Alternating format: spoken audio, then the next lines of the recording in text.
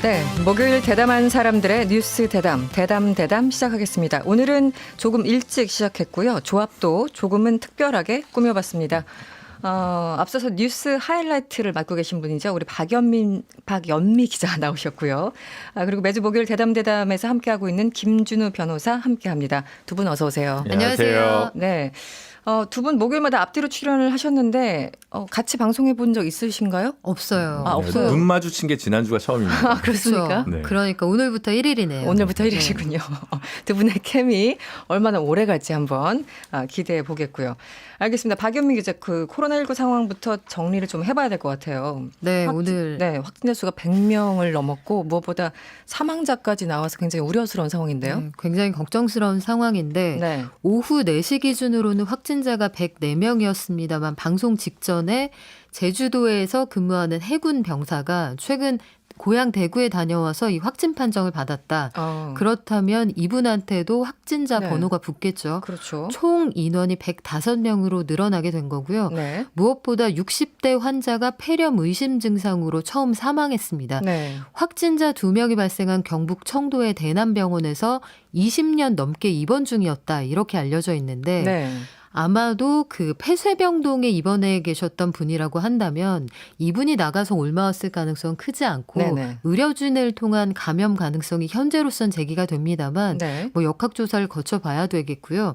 이 사망자가 최근에 고열 증세 등으로 치료를 받아왔고 폐렴 증상도 있었던 것으로 알려져 있는데 네. 전날 이 같은 병원에서 확인됐던 코로나19 추가 확진자와는 다른 입원 환자입니다. 네. 그리고 105명이 된 현재까지 확진자 상황을 보면 제가 어제 같은 시간에 51명이라고 전해드렸어요. 그랬었죠. 네. 그러면 하루 새 54명이 늘어난 거잖아요. 대폭 증가입니다. 네, 네네. 오늘 오전 상황을 오전 9시 이전과 이후로 좀 나눠서 볼 필요가 있는데요. 네. 일단 밤 사이에 국내 확진 환자 수가 31명 늘었습니다. 네. 이 가운데 30명이 대구 경북 지역에서 나왔고요. 네. 한 명이 서울 종로구에서 나왔는데 네. 대구 경북 지역에서 나온 확진자 상당수가 역시 31번째 환자가 다니던 신천지 교회와 연관이 있었고 네. 앞서 거론했던 청도 대남병원에도 2명의 확진자가 있었습니다.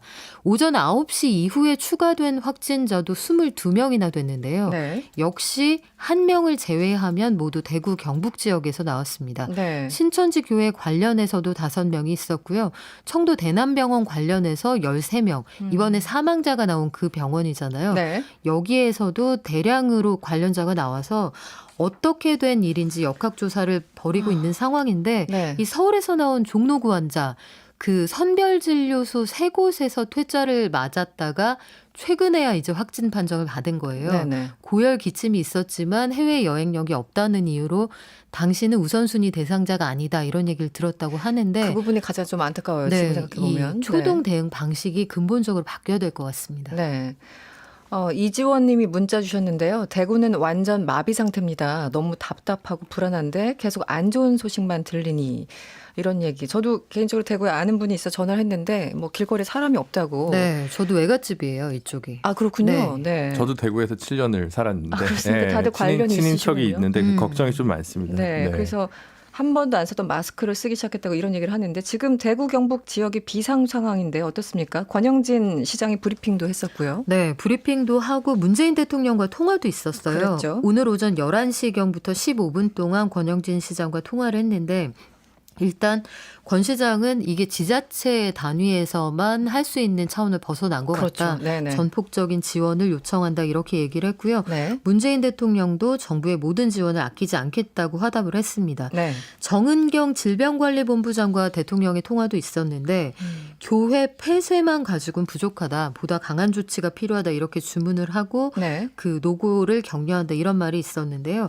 대구시에서 발생한 상황에서 우리가 또 한 가지 주목해 봐야 할 게 이번에 이 지역에서 발생한 코로나19 확진 환자 중에서 2명 이 일본 여행력이 있는 것으로 확인이 됐거든요. 네. 이들은 모두 31번째 환자가 다녔던 신천지 대구교회 교인이에요. 네네. 그리고 2명 중 1명이 일본에 갔다 와서 그 친구하고 접촉을 했다고 하는데 네. 이분이 53번째 확진자입니다. 53번째. 그러니까 네. 여기에서 우리가 또 한 가지 미궁에 빠지게 되는 건 31번째 환자가 퍼뜨린 거냐 네네. 아니면 일본에 다녀온 53번째 환자가 퍼뜨린 거냐 이제 알 수가 없는 상황이 된 그러네요. 거예요. 네. 근데 제가 개인적으로 한 가지 당부드리고 싶은 건 신천지와 이 해당 환자들에 대한 비난이 쇄도하고 있잖아요.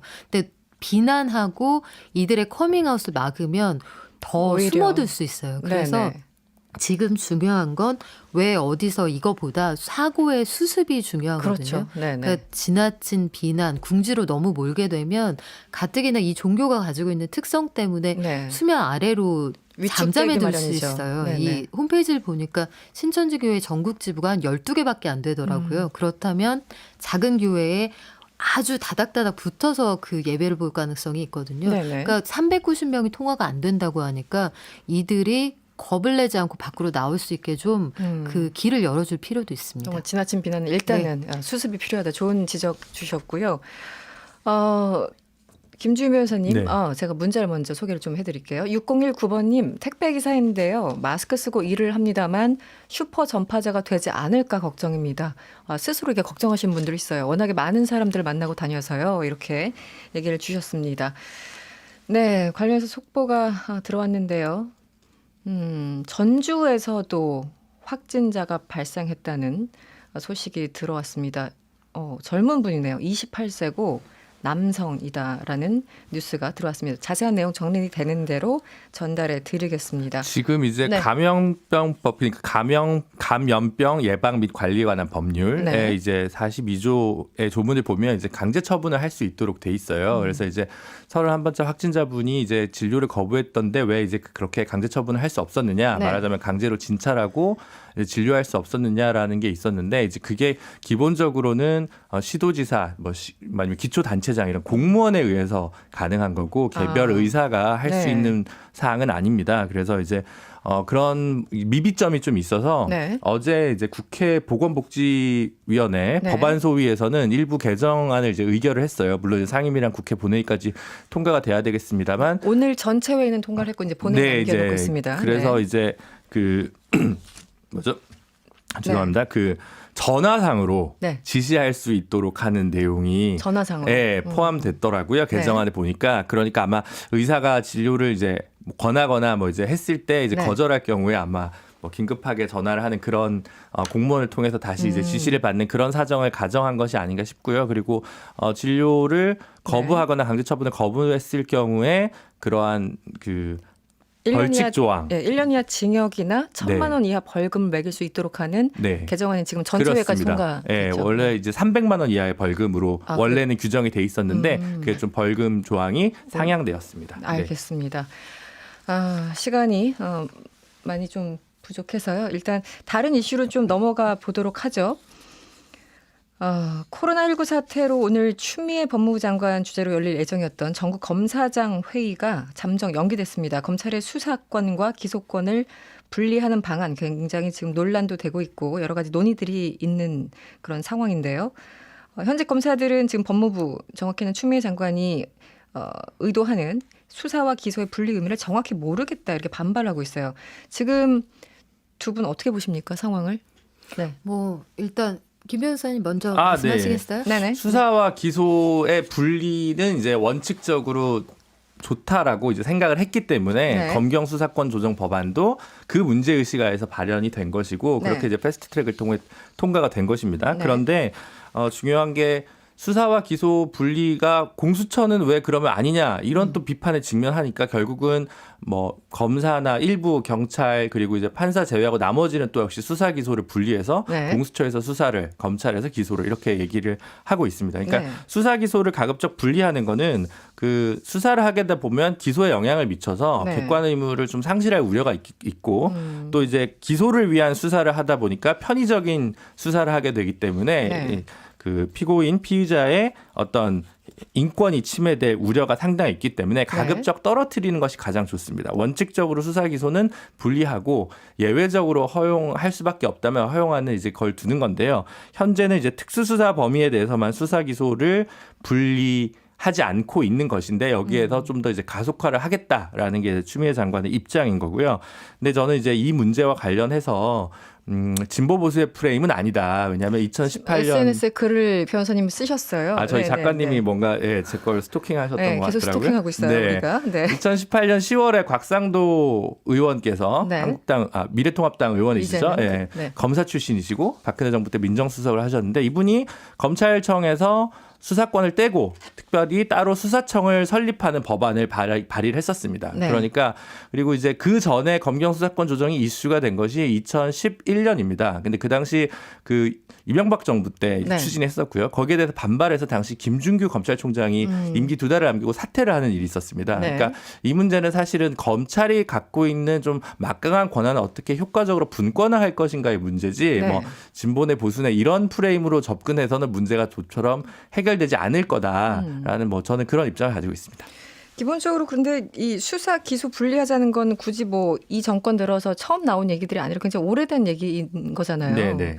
그래서 새롭게 의미를 부여하는 거는 좀 문제가 아닌가라는 생각도 드는데 기본적으로 원칙적으로 봤을 때 네. 박연미 기자는 어떻게 보세요? 글쎄 이게 내부 통제 기능을 좀 만들어 보자 이런 얘기잖아요. 네네. 말하자면 우리가 기사를 쓴다. 음. 기자들이 그러면 동료가 부장이 보기 전에 데스킹을 한번 보고 부장이 한 번 더 본다 이런 얘기인데 네. 그러면 이제 장단점이 있죠. 한 가지는 내가 확신을 가지고 썼는데 굉장히 좀 치우치거나 아니면 성급한 일반화의 오류를 범한 기사인데 그걸 동료가 잡아낼 가능성이 있고 네. 하지만 그 취재 과정을 충분히 모르는 동료는 여기에서 이쪽으로 넘어가는 이 논리 전개 과정을 잘 모르니까 기사 자체의 취지를 좀 파악하기 어려울 수도 있고 그 장단점이 있죠. 네, 네네. 장단점이 있는데 이번에 그 기소와 수사를 분리하자는 방안도 마찬가지인 것 같아요. 네. 그러니까 이게 뭐 완벽한 제도라는 게 있겠습니까? 선택의 문제라고 보는데 그렇죠. 지금 네. 검찰에서 얘기하는 건 이렇게 하면 현실적으로 검사의 수가 부족한데 네. 수사를 진행할 때 속도와 효율이 떨어지고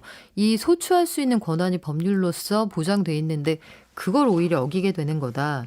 그러면 차라리 법률로서 제안을 해서 국회에 통과되면 그때 생각해보자 이런 주장을 하는 거고 추 장관은 네. 쉬운 일을 어렵게 하는 게 선진국이다. 말하자면 그렇게 얘기를 하고 있는 거예요. 그 절차 민주적 절차를 민주적 얘기하는 거죠. 절차를 건너뛰고 지름길로 가면 제일 빠르죠. 네네. 그런데 쉬운 일을 어렵게 하는 것, 단 한 사람이라도 혹여 인권 침해가 되지 않도록 제도를 정비하는 게 사실은 선진국으로 가는 방향이 맞거든요. 네네. 그렇다면 저는 절충안을 좀 찾아봤으면 좋겠다는 생각이 드는데 수사 검사가 이걸 기소하는 검사한테 넘기되 수사 검사의 의견이 어느 정도 반영될 수 있는 통로를 좀 마련을 해주고 네. 또한 이게 그 의견이 분분한 사안이잖아요. 그렇다면 국회를 통해서 민의를 좀 저는 취합해 봐야 할 일이라는 생각도 들어요. 국회를 통해서요. 네, 그래서 법률로서 정비할 필요 좀 있다는 생각이 들어서 이게 속도전의 느낌을 주면 공연이 또 정치적인 목적이 있는 거 아니에요? 이렇게 해석이 되니까 네. 이걸 알겠습니다. 정해가는 네. 과정 자체를 좀 차근차근 해나갈 필요도 있어 보입니다. 제가 조금 전에 전국 검사장 회의 20일을 개최할 예정이었던, 그러니까 내일 개최할 예정이었는데 제가 오늘이라고 말씀을 드렸네요. 정정해 드릴게요.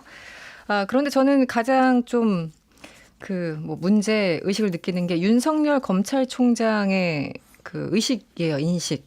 수사와 기소는 한 덩어리라서 분리될 수 없다. 이 총장이 이런 생각을 하고 있으면 이게 인식 자체가 문제가 아닌가. 왜냐하면 기소와 수사를 분리하고 있는 외국 뭐 선진국들의 케이스를 보면은 그 사람들이 바보여서 그런 제도를 수용하고 있는 것은 아니잖아요.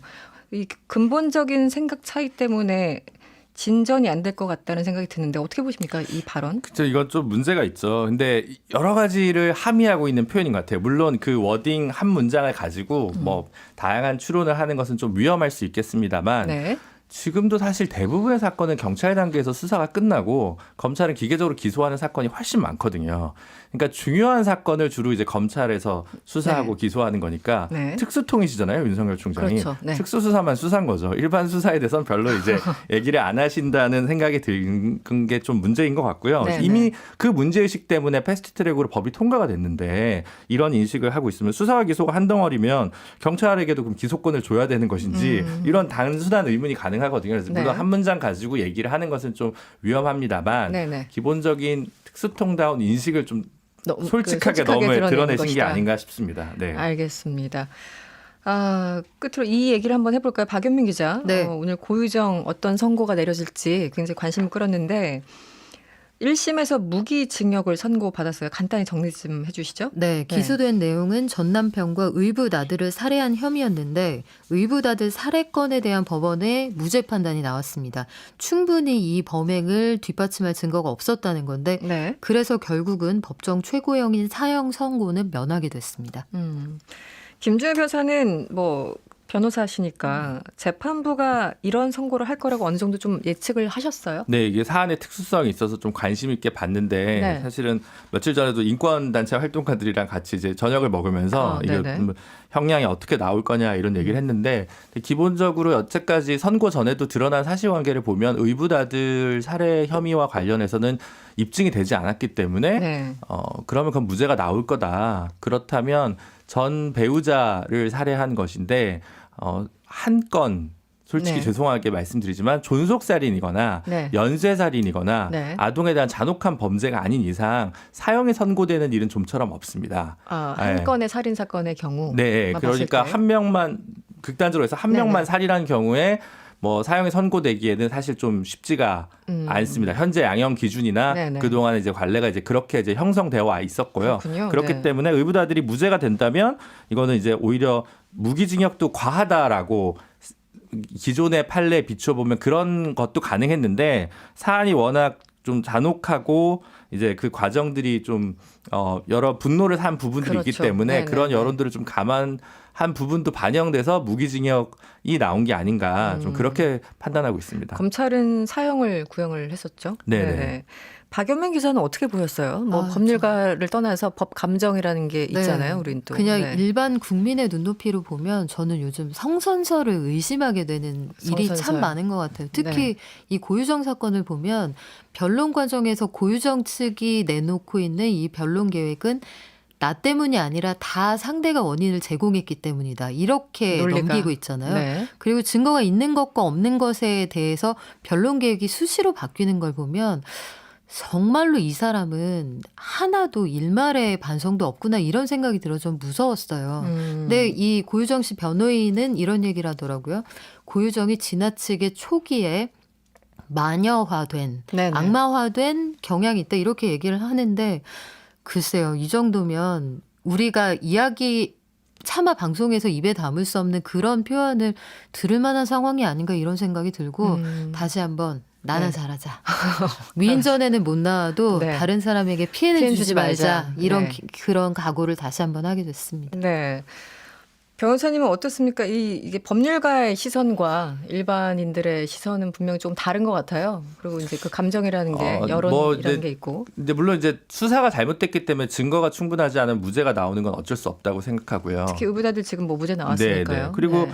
전 남편을 살해한 부분에 대해서 본인이 인정을 한 그건 것이거든요. 인정했죠. 예. 네. 근데 양형 단계에서 저는 개인적으로 보통 제가 이렇게 방송에 나오면 보통 무풀인데 네. 이 얘기만 하면 악플이 달리지 않습니까? 네. 저는 그렇습니까? 사형제 폐지를 주장하는 입장에서 네. 뭐 더 긴 장기형을 내리더라도 사형제도 자체에 대해서는 여전히 좀 재고해야 된다. 우리 사회가 이렇게 생각을 하고 있기 때문에 네. 유죄인 사람이 처벌받은 것이고 적정한 형량에 대해서는 좀 더 고민을 해볼 수 있겠지만 어쨌든 이런 잔혹한 사건이 나올 때마다 사형제는 존속해야 되고 집행해야 된다는 여론이 자꾸 높아지니까 그럴 네. 때마다 참으로 곤혹스럽습니다. 곤혹스럽다. 네. 알겠습니다. 뭐 사형제 폐지해야 된다는 의견을 가지신 분들은 김준일 변호사님 말고도 뭐 많이 계시죠, 사실은. 알겠습니다. 오늘은 여기까지 들어야 되겠네요. 김준우 변호사 그리고 박연미 기자였습니다. 오늘 고맙습니다. 감사합니다. 고맙습니다.